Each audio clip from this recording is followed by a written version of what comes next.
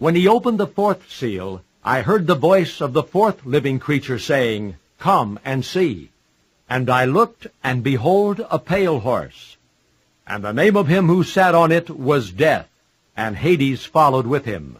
And power was given to them over a fourth of the earth to kill with sword, with hunger, with death, and by the beasts of the earth. By a senior administration official reminded today that in a certain sense like this, some of the talking is military to military.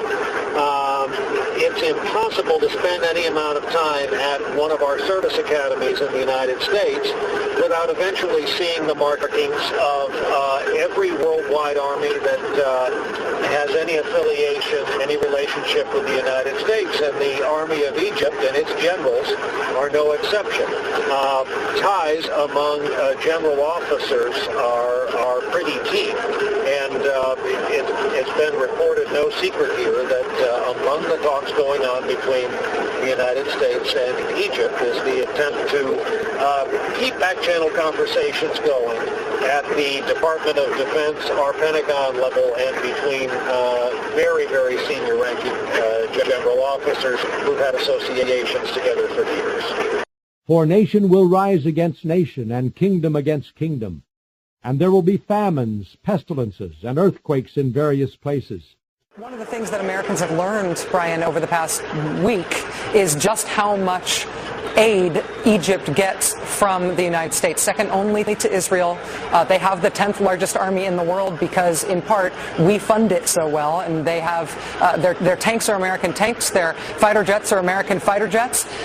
We've all learned about that. It's been a crash course. We know the military ties are close, but why is U.S. pressure so crucial? Is the U.S. position on this so important to what happens in Egypt just because of that money, or is the influence to be understood as something greater than that?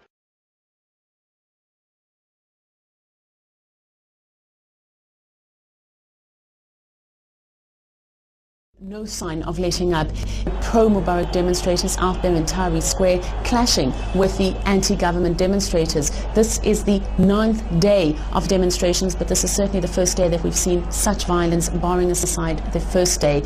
Now, we are hearing reports of injuries, many of those injuries to people's heads and arms, suggesting the stone throwing, stones being what people are literally picking up and throwing at one another. We know that some people have been breaking road signs and picking up sand and literally using whatever they can get their hands on to throw at the other side. The army is there, but they're doing nothing. Soldiers are standing on their tanks observing what is happening. All of this happening in front of the Cairo Museum, which houses priceless antiquities. So a lot of concern over whether or not that museum will be broken into again. At the same time, we have heard gunshots, and as I'm talking to you, I can hear 2 military helicopters circling above.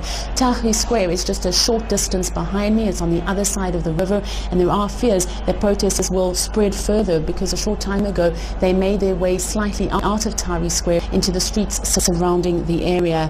They're injured, the fear, the aggression, the anger. This really is a tipping point in these protests and in these demonstrations, and many are saying that the Egyptian president will now have a reason to say, you need me, look at me, I am needed for stability. This certainly is a pro-government mobilization as well. And when you hear of wars and rumors of wars, do not be troubled, for such things must happen, but the end is not yet. If the rumors are to be believed, what we do understand is that on the clothing of some of those pro-government supporters were police ID. People have been asking the question, where have been the police the last few days? And if indeed these IDs are correct, it seems the police have been preparing themselves for today's violence. We also know that a lot of these pro-Mubarak supporters are thugs, or we're being told that they're thugs. We're also being told, and we have been told since the early hours of this morning, that people have been coming to the streets because they've been paid to go out to the streets and show their support to Mubarak. What is significant about these demonstrations is that until now this has been a leaderless protest. There has been a lot of talk about the fact that the various opposition groups have come together, but not under one banner. And I looked, and behold, a pale horse. And the name of him who sat on it was Death, and Hades followed with him. And power was given to them over a fourth of the earth to kill with sword, with hunger, with death, and by the beasts of the earth.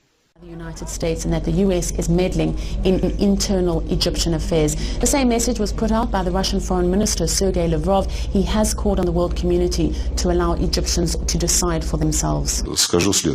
We want to see Egypt as a stable, thriving and democratic state. We want the current social, political and economic problems to be resolved as soon as possible through peaceful means. But it's up to Egyptian politicians and the people to decide how this could be done in practice. We don't think it's helpful to impose solutions from outside, giving ultimatums. Egyptian political forces need to find a consensus.